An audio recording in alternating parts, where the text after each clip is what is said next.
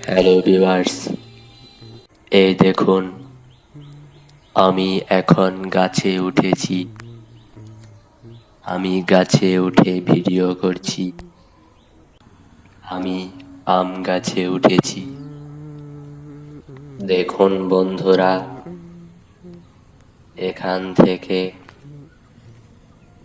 আশেপাশের পরিবেশকে কেমন লাগছে, প্রাকৃতিক পরিবেশকে কেমন লাগছে দেখুন। আমি এখন জঙ্গলে আছি। প্রথম দিকে এখানে এভাবে আসতে আমার খুবই ভয় লাগছিল। মনে হচ্ছিল আমি এখনই মাথা ঘুরে পড়ে যাব। কত ভয়, কত আশা,